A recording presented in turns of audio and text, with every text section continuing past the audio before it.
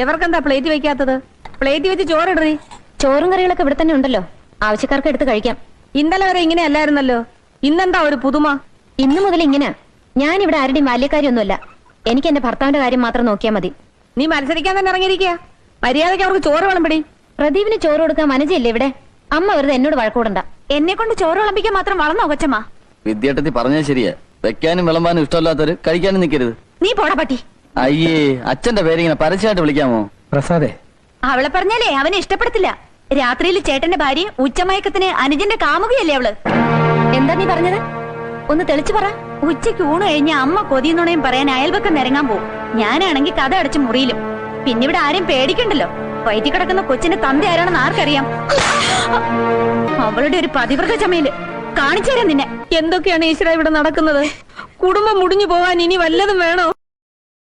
Download ShareChat.